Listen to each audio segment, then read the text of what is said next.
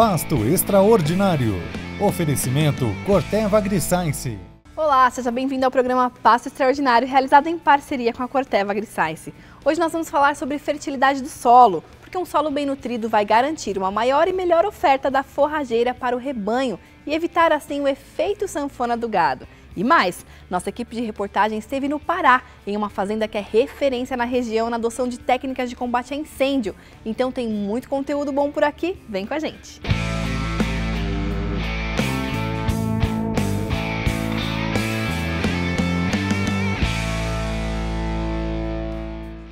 Estamos começando mais um programa e além de acompanhar o nosso conteúdo aqui na TV, todo o conteúdo do Pasto Extraordinário também está disponível para você conferir quando puder aí da sua casa. É só você se conectar com a gente por meio deste QR Code que fica aqui na tela durante todo o programa. Bom, a escolha certa da forrageira é primordial para o bom desenvolvimento da atividade pecuária. Mas você sabe quais fatores deve levar em conta na hora de escolher uma? Quem vai responder essa e outras dúvidas para a gente é o Evandro Macedo da Agroquima. Olá, Evandro, tudo bem? Obrigada por ter aceito aqui o nosso convite. Bem, boa noite. Eu que agradeço pela oportunidade. Que bom, Evandro. Eu já quero começar te perguntando aí, quando os pecuaristas têm problemas com a forrageira, com o tipo de pasto, o que fazer? Como escolher o melhor tipo de forrageira para as nossas pastagens? Olha, o ponto mais crucial da escolha de uma planta forrageira é o pecuarista entender como é o ambiente que ele vai trabalhar.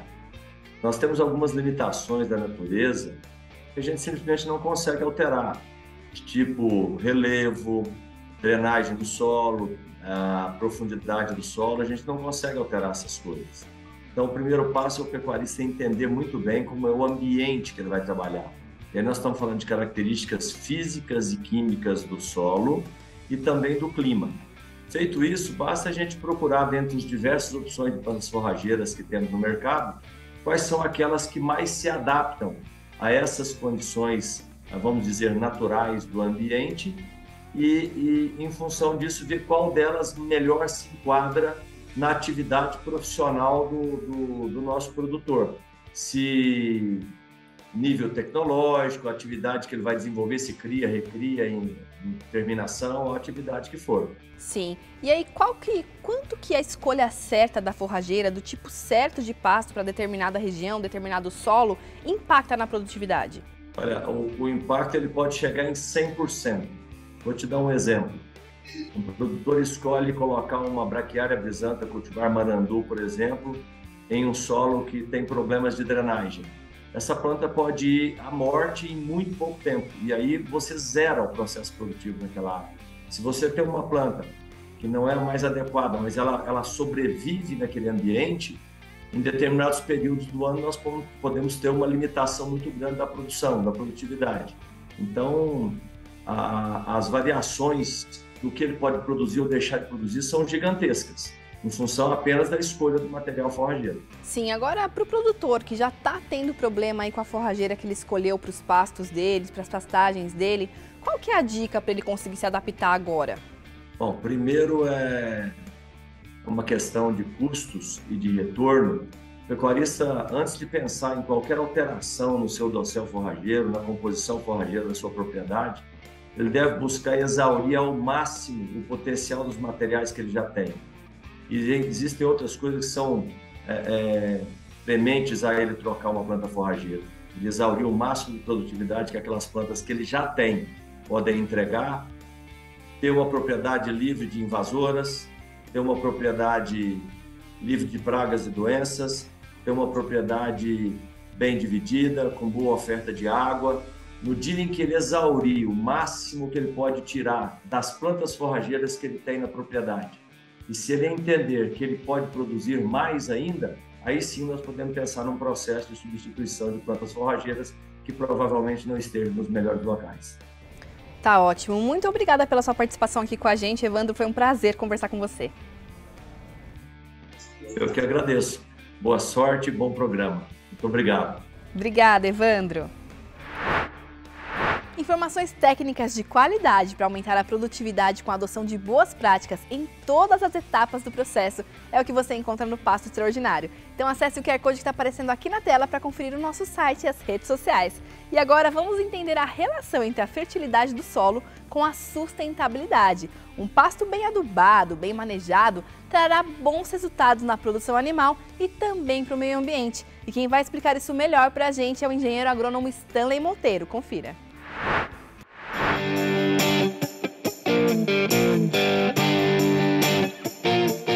Como que eu entendo se o meu solo é fértil, não fértil, se ele está rico ou pobre em nutrientes?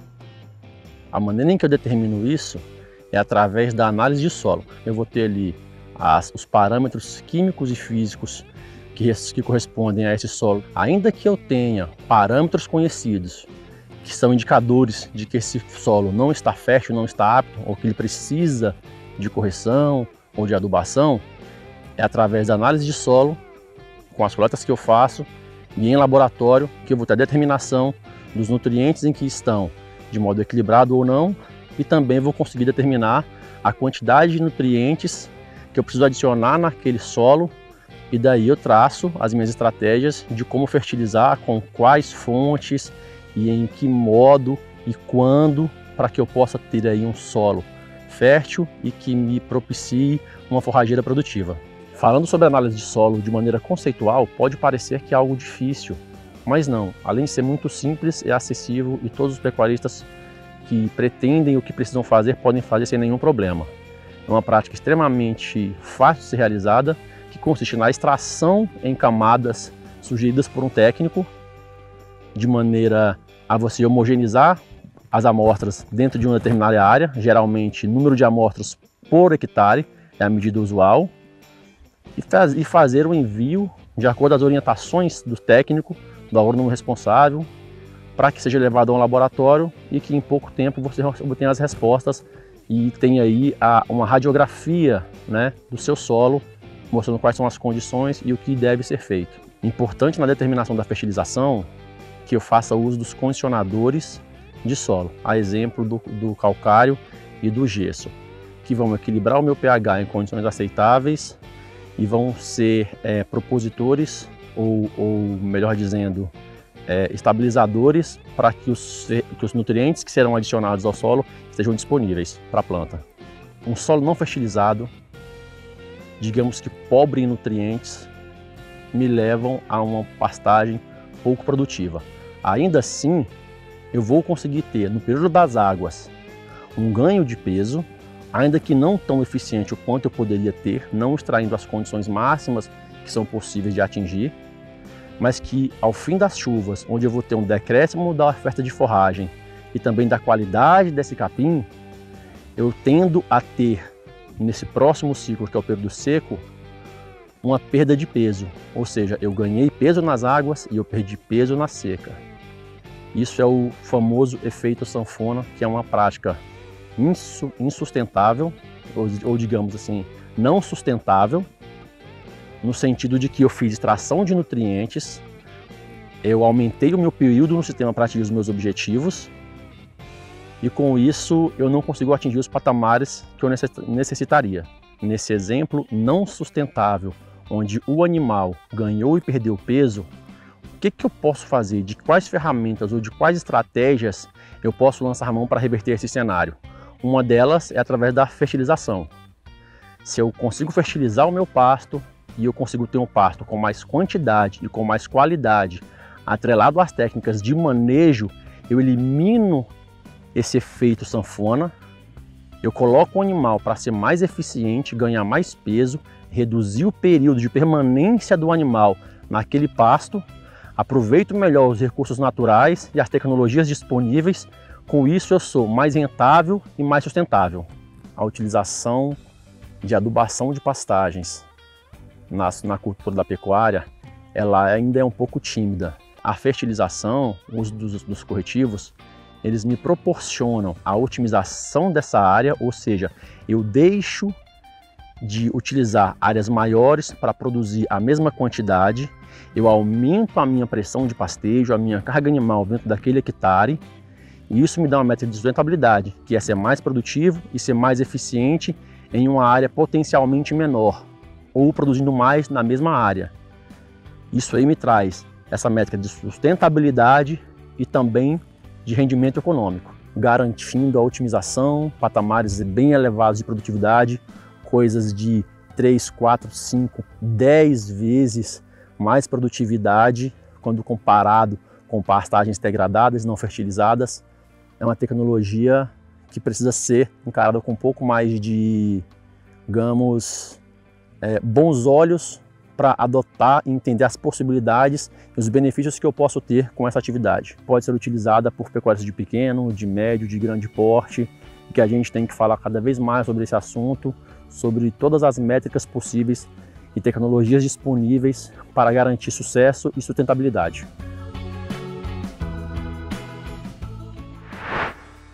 Quanta informação útil, né, gente? Vale lembrar que se você quer mais conteúdo sobre cuidados com o pasto, com a pastagem, práticas sustentáveis, tudo isso a gente tem disponível no site do Pasto Extraordinário.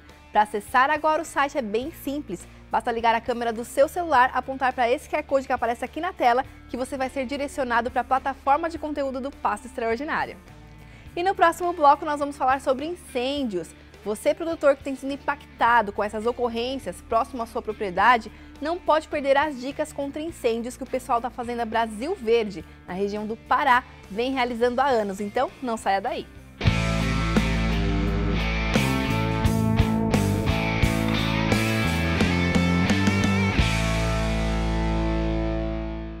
Voltamos e o nosso assunto agora são as queimadas. A gente sabe que agir o mais rápido possível quando há um foco de incêndio pode ser decisivo no combate e na preservação da natureza e também da produção.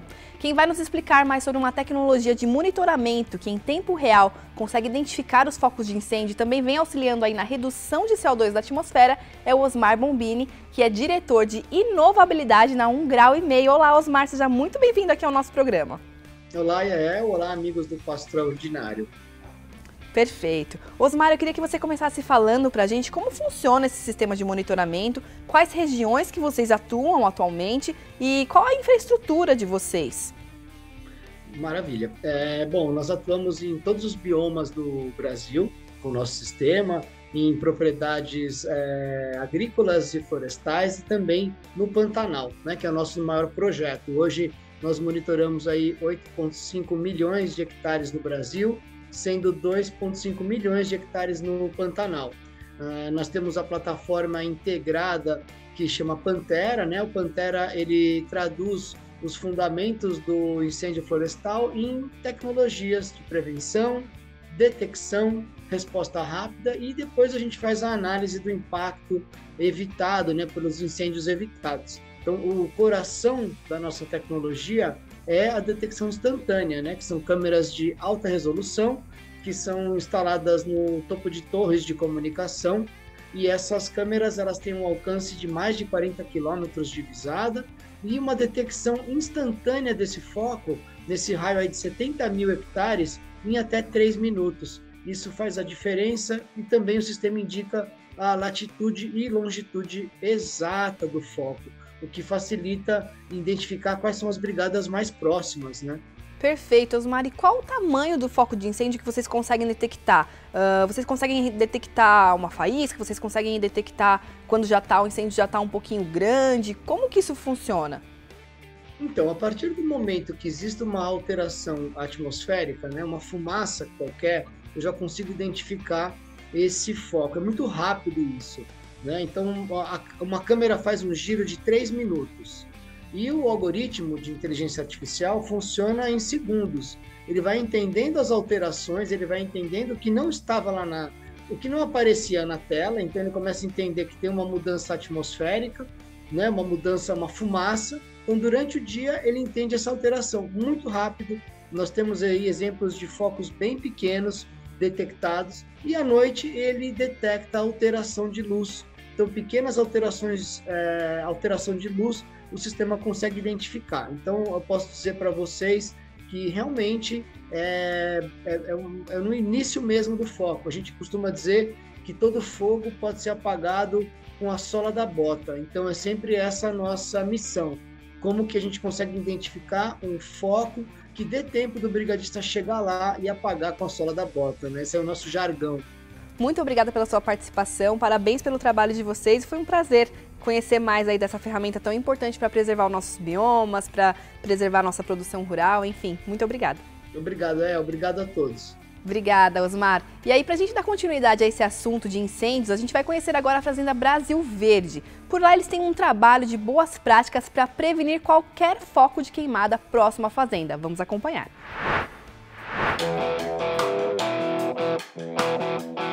Cheguei aqui a fazer 23 anos, cheguei em 2000. Essa fazenda está localizada na região de Xinguara e Sapucaia, aqui no sul do Pará. Na década de 70, os irmãos Coagliato viram aqui na região uma oportunidade ímpar de estender seus negócios e adquirindo uma área. E o seu Luizito Coagliato, um dos irmãos, também enxergou aqui uma oportunidade particular de aumentar seus negócios na região. A Fazenda Brasil Verde, ela é composta por um grupo de fazendas, que seria a Nossa Senhora de Fátima, a Fazenda São Carlos, Fazenda Brasil Verde 2 e a Fazenda Canachuê. Com a área total de todas as fazendas aí é 17 mil hectares. E essas fazendas estão basicamente na área de recria e engorda, desde a década de 2000, e agora, por fim, nós partimos para a área de cria também. A gente já vem produzindo com responsabilidade, com sustentabilidade, visando uma maior produtividade de arrobas por hectare. Como diferencial aqui na fazenda, a gente constantemente está treinando nossos colaboradores em todos os âmbitos. A gente tem algumas práticas aqui que são os treinamentos do pessoal de combate a incêndio. A gente prima combater esses focos de incêndio antes de eles chegarem na fazenda.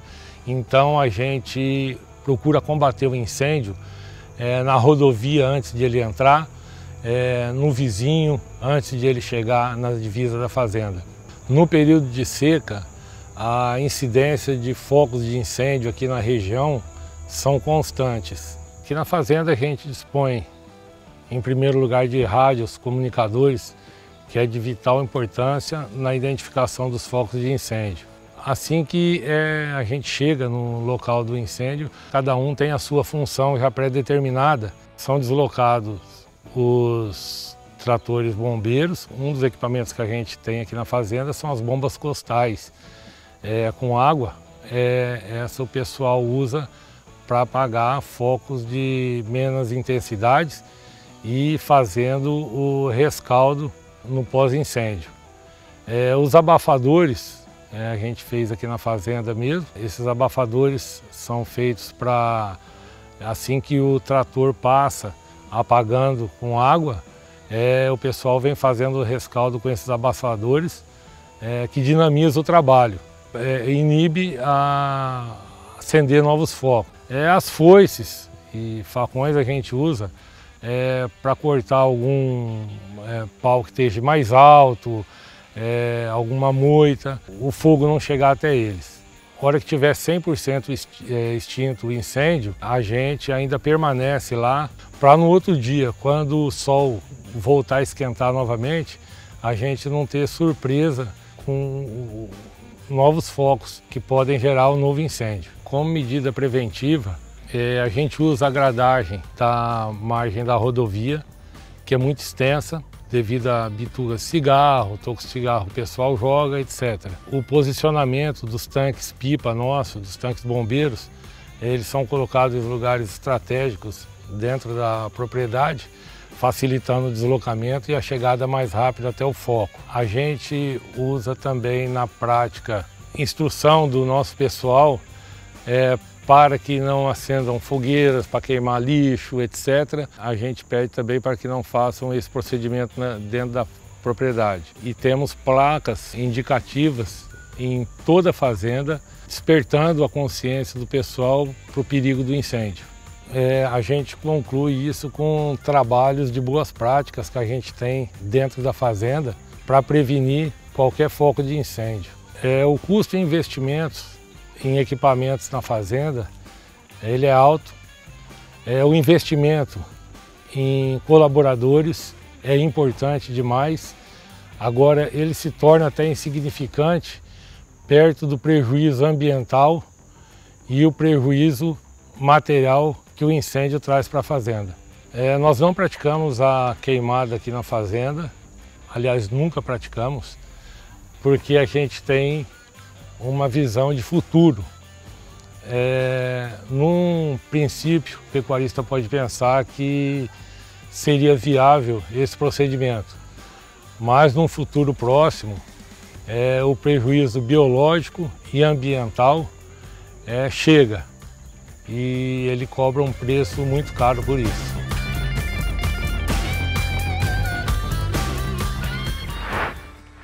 Parabéns pelo seu trabalho, Luiz, e também toda a equipe aí da Brasil Verde. E antes de encerrar o programa de hoje, eu quero te convidar para conhecer a plataforma S da Corteva AgriScience, utilizando o QR Code que está aparecendo aqui embaixo. É um projeto completo para o desenvolvimento sustentável da pecuária. Com esse código, você também se conecta com a gente pelas redes sociais do Pasto Extraordinário e fica por dentro das informações mais relevantes do setor. Bom, pessoal, é isso. Por hoje é só. Muito obrigada mais uma vez pela sua companhia e até o próximo programa. Tchau, tchau!